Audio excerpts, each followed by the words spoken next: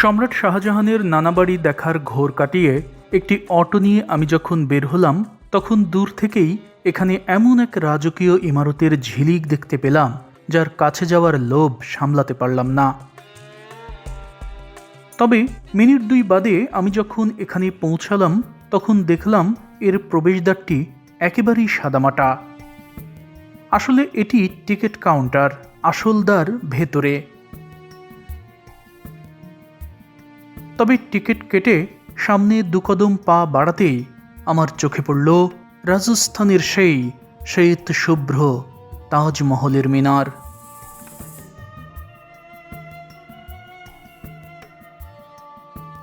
আর সবুজ গাছের ডালপালা মারিয়ে আপনি যখন লাল বেলে পাথরে তৈরি করা এখানকার এই প্রধান প্রবেশদ্বারের সামনে পৌঁছানোর পর মাথাটা একটু উঁচু করে তাকাবেন, তখনই আপনার চোখে ধরা দেবে সেই জাদুকরী উপাখ্যান।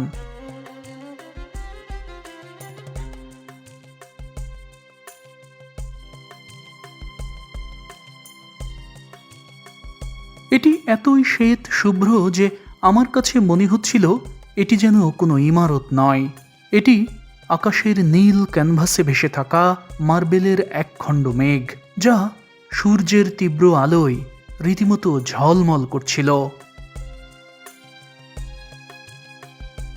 ভেতরে প্রবেশ করে মনে হলো আমি যেন অন্য কোনো ভুবনে পা রেখেছি। চারপাশে ছড়িয়ে রয়েছে নিস্তব্ধতার চাদর, মৃদু বাতাস আর সযত্নে সাজানো বাগান, আর তার মাঝেই দাঁড়িয়ে এই চোখ ধাঁধানো ইমারত।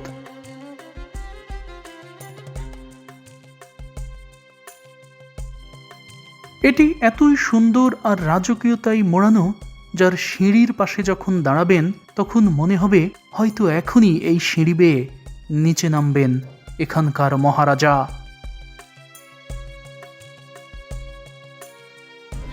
যে ইমারতের পেছনে ভালোবাসা লুকিয়ে থাকে, ভালোবাসা জড়ানো থাকে, সেই ইমারতের পাশে এলে এমনিতেই মন ভালো হয়ে যায়।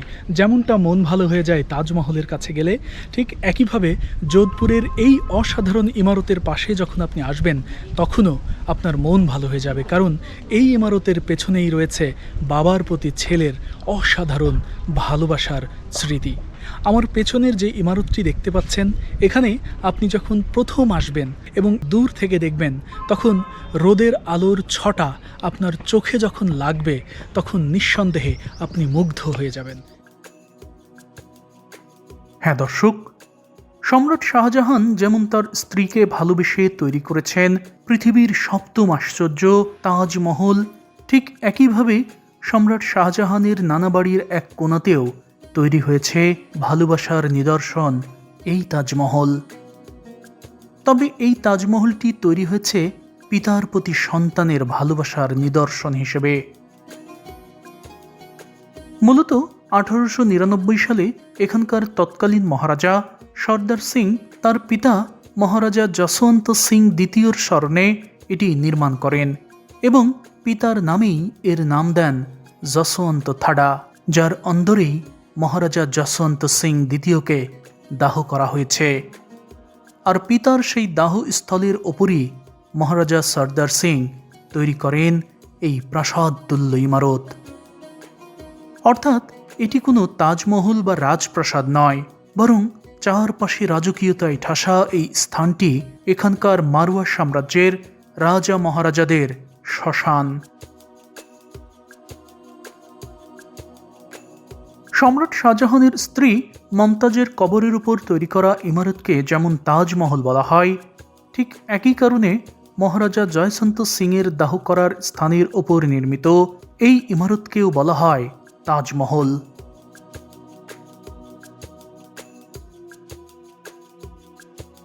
তাজমহলের সঙ্গে যদি আমি তুলনা করতে চাই, তাহলে কি কি ফারাক আমার চোখে ধরা পড়েছে সেটা একটু বলি। যে তাজমহল যেমন 4 সাইড থেকে একই রকম মনে হয়, এটি কিন্তু 2 সাইড থেকে একরকম। অর্থাৎ এই যে সামনের পার্টটা যেমনটা দেখছেন, এটার বিপরীত অংশের পার্টও ঠিক একই রকম। আবার এই সাইডের পার্ট যেমনটা, তার বিপরীত সাইডের পার্ট একরকম। অর্থাৎ পূর্ব পশ্চিম একরকম, উত্তর দক্ষিণ একরকম, এরকম মিল রয়েছে। আর পুরোটাই মার্বেল পাথর দিয়ে মোড়ানো, একেবারে অন্য কোনো পাথরের কাজ হয়নি এখানে, পুরোটা মার্বেল পাথরের কাজ।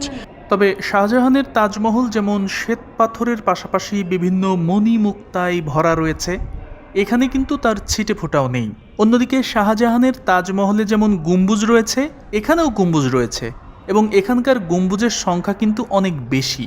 আর সবচেয়ে অবাক করার বিষয় হচ্ছে, আগ্রার তাজমহলের মতো এটাও বিভিন্ন সময় বিভিন্ন রং ধারণ করে।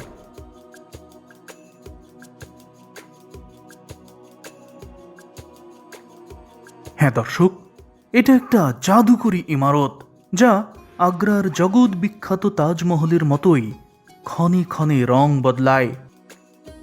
ভোরের আলোয় যখন প্রথম সূর্যরশ্মি এই শ্বেত শুভ্র প্রাসাদের ওপর পড়ে, তখন এটি হালকা গোলাপি বা সোনালি আভা ধারণ করে। আর দুপুরের উজ্জ্বল রোদে মার্বেলগুলো কি পরিমাণ ধবধবে সাদা দেখায় তা তো আপনারা দেখতেই পাচ্ছেন। এছাড়াও গোধূলি বেলায় সূর্যাস্তের সময় লালচে আলোয় এর মার্বেলগুলো উষ্ণ এবং ম্লান বর্ণ ধারণ করে। আর জ্যোৎস্না রাতে যশবন্ত থাডাকে দেখলে মনে হয় যেন এটি কোনো রূপকথার রাজ্য। এমন নানান কারণেই মূলত এই ইমারতকে বলা হয় রাজস্থানী তাজমহল।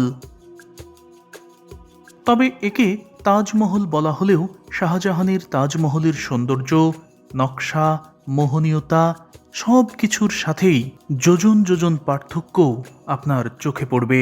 তবে এর পরও এর গায়ে এমন কিছু নকশা রয়েছে যা আপনার হৃদয়কে অবশ্যই নাড়া দেবে।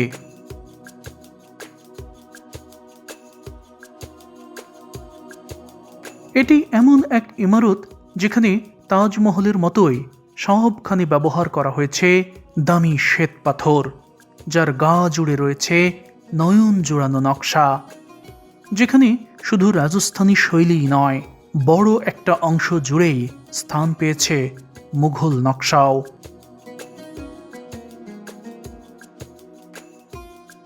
এখানকার মিনারগুলো এতই রাজকীয় যে আপনি যখন এর দিকে তাকাবেন তখন শুধু তাকিয়ে থাকতেই ইচ্ছে করবে।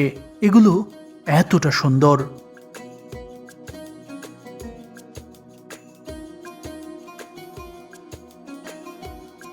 মহারাজা সর্দার সিং সম্রাট শাহজাহানের তাজমহলের সাথে টক্কর দিতে চেয়েছিলেন কিনা তা জানি না, তবে এর গায়ে থাকা মুঘল নকশা আর তাজমহলের মতোই পুরোটা শ্বেত পাথরে তৈরির এই বিষয়টি প্রমাণ করে মহারাজা সর্দার সিংয়ের হয়তো ইচ্ছে ছিল পিতার স্মৃতির উদ্দেশ্যে তিনি এমন কিছু তৈরি করবেন যা শাহজাহানের তাজমহলের মতোই জগৎ বিখ্যাত হবে। এই তাজমহলের আশপাশটা একটু দেখেন, এই যে এই পাশটা দেখেন, এই পাশটাও কিন্তু বিভিন্ন রাজাদের কবর, অর্থাৎ এখানে তাদের যে শেষকৃত্য অনুষ্ঠান সেটি হয়েছিল। যে রাজার যেখানে হয়েছে সেখানে এরকম অসাধারণ কিছু ইমারত তৈরি করে দেওয়া হয়েছে সৌধ হিসেবে, বা তার স্মরণে এটি তৈরি করে দেওয়া হয়েছে তাকে চিহ্নিত করার জন্য, অর্থাৎ কোন রাজাকে কোথায় শেষকৃত্য করা হয়েছে সেটি এখানে চিহ্নিত করে দেওয়া হয়েছে। এই পাশটা দেখতে পাচ্ছেন, এই পাশটা নতুন, অর্থাৎ এখন যারা মারা যায় বা সম্প্রতি নিকট অতীতে যারা মারা গিয়েছেন এই জায়গায় তাদের শেষকৃত্য অনুষ্ঠান হয়েছে। কিন্তু দেখুন যে ওই সময় যারা মারা গিয়েছিলেন তাদের জন্য আসলে মার্বেল পাথর দিয়ে, দামি মার্বেল পাথর দিয়ে তৈরি করে দেওয়া হলেও এখন কিন্তু এটি একেবারে লাল বেলে পাথর, যেটি সেই বেলে পাথর দিয়ে তৈরি করে দেওয়া হচ্ছে। অর্থাৎ আমি যদি মূল্যের টাকার অঙ্কে ধরতে চাই তাহলে অবশ্যই এখনকারগুলো কম মূল্য টাকার দিক থেকে। হ্যাঁ দর্শক, এগুলো এখানকার অপেক্ষাকৃত নতুন দাহস্থল, অর্থাৎ সম্রাট শাহজাহানের নানা নানিকে এই প্রাঙ্গণে সমাধিস্থ করা হয়নি। মূলত এই জয়সন্ত থাডা তৈরির আগে এখানকার মারওয়া সাম্রাজ্যের রাজা মহারাজাদের সমাধিস্থ করা হতো এখান থেকে 7 কিলোমিটার দূরে মান্দোর গার্ডেনে।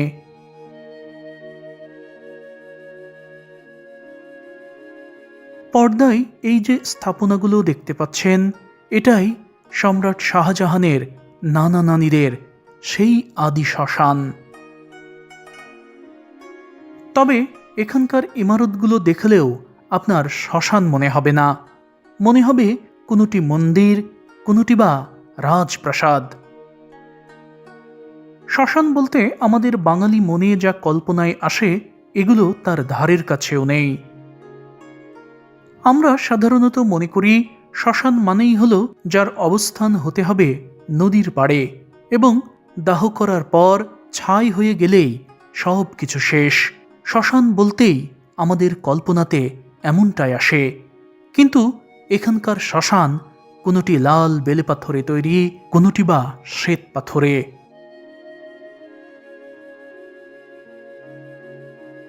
আমি এখন জয়সন্ত থাডার ভেতরে অবস্থান করছি। ভেতরটা কেমন হয় সেটা একবার দেখুন। এই যে সামনে একটি বেদি দেখা যাচ্ছে, ছোট্ট একটি মঞ্চের মতো। আসলে এই স্থানেই এখানকার মহারাজাকে দাহ করা হয়েছিল এবং দাহ করার পর এই স্থানটিতে এভাবেই ছোট্ট একটি রাজকীয় স্মৃতিফলক তৈরি করা হয়েছে।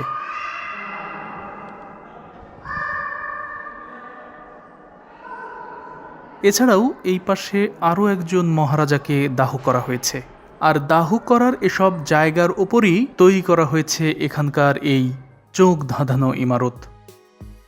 হ্যাঁ দর্শক, আসলে রাজা বাদশাদের কাজগুলোই যে সাধারণ লোকদের চিন্তারও বাইরে থাকে তারই যেন উজ্জ্বল দৃষ্টান্ত মরুভূমির বুকে দাঁড়িয়ে থাকা এই নজর কাড়া ইমারত যশোয়ান্ত থাডা। রাজস্থানী থাডা অর্থ সমাধিস্থল।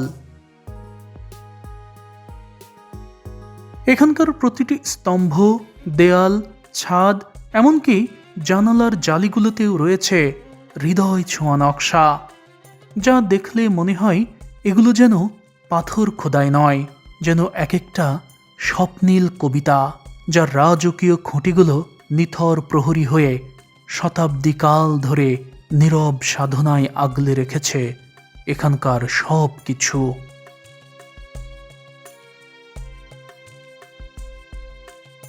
এখান থেকে দূরে একটু খেয়াল করলেই দেখতে পাবেন সম্রাট শাহজাহানের নানা বাড়ির সেই দানবীয় রাজপ্রাসাদ, যার প্রাচীরগুলো বহু দূর পর্যন্ত চলে গেছে। এখানকার প্রাচীরগুলো এত দূর পর্যন্ত বিস্তৃত যে আপনি তার কুল কিনারা খুঁজে পাবেন না। আমার পেছনে যে জলাধার দেখতে পাচ্ছেন, এই জায়গাটি ওই সময় কিন্তু জলাধার ছিল না। পাথরের যে খনি, আমি যেটা কি বলছি, সেই পাথরের খনি কিন্তু এই অংশেও ছিল এবং পাথর উত্তোলনের ফলে এই অংশে পুকুরে পরিণত হয়েছে, অর্থাৎ জলাধার তৈরি হয়েছে। তার মানে আমরা যদি কোনো জায়গায় মাটি কাটি, মাটি কেটে নিয়ে যাই, তাহলে তো সেখানে পুকুরই হয়। তো ঠিক এরকমই এই জায়গাটি পুরোটাই ছিল যে পাথরের খনি এবং সেই পাথর কেটে কেটে তুলে নিয়ে যাওয়ার ফলে এই জায়গাটি নিচু হয়ে গেছে এবং জলে বর্ষাকালে বৃষ্টি হয় এবং ওই বৃষ্টির পানি এখানে জমে গেছে, ফলে এই জায়গাটি জলাধারে পরিণত হয়েছে। কিন্তু এটি আসলে ওই সময় এমন ছিল না। হ্যাঁ দর্শক, এখানকার এই ছোট্ট পাথরের খনি থেকেই পাথর উত্তোলন করে এখানকার ঐতিহাসিক মেহেরনগড় ফোর্টের নানান কাজ করা হয়েছে। তবে এখানকার এই তাজমহলের শ্বেত শুভ্র পাথরগুলো আনা হয়েছে রাজস্থানের সেই খনি থেকে, যেই খনির পাথর সম্রাট শাহজাহান তার তাজমহলে ব্যবহার করেছেন। অর্থাৎ এই তাজমহলের গায়ে যে পাথর জড়ানো আছে, সম্রাট শাহজাহানের তাজমহলেও একই পাথর জড়ানো আছে।